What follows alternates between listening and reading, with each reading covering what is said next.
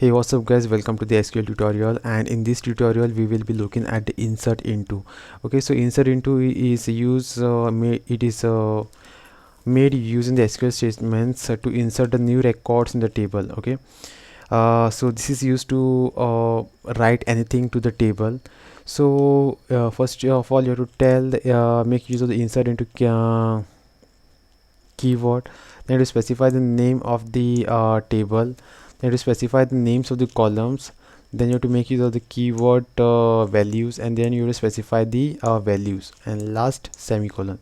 Okay, if you are adding the values for all the columns of the table, you do not need to specify the column name in the SQL query. However, make sure the order of the values is in the same order as the column in the table. Okay, so let me just explain you all what it is talking about.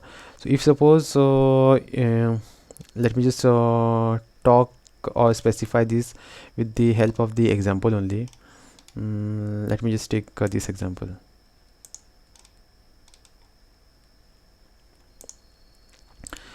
Okay, so over here this is the name of the table, and these are the columns, which is customer name, contact number, address, city, postal code, and country. And values are then we are adding these values. Okay, so the customer's name is cardinal, then the contact name is this, address is this Kegel 21, city is Stavanger, then the postal code is 4006, and the country is Norway. Okay, so whenever you are inserting any data inside of the table, the data should go corresponding to the columns. Okay, so since the first name is customer name, so that's why first value should be the name of the customer only, and over here last name is country, that's why last name is Norway only.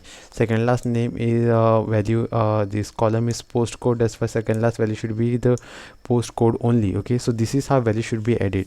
So over here this line basically talks about that only. It is okay if you don't want to put like, let me just run this query first. So you have made changes to the database row affected one. Okay, so this basically tells that this first row has been added to the table. I can do one thing. I will say select everything from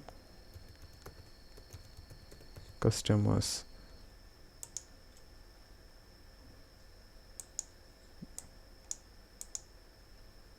Okay, let me just,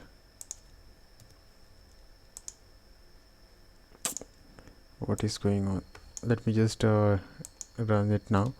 Okay, so now as can be seen, there is this last record of cardinal, and this is the record which is added at the end of the table. Okay, so now it is showing the results.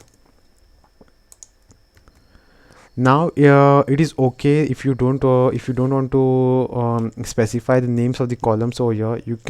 You may not specify the names of the columns, but you have to make sure that you are entering the values correctly. Okay, so the first first record should be the name of the customer, then the address, then like it should go in order how it will be going inside of the table. Okay, you cannot change the ordering.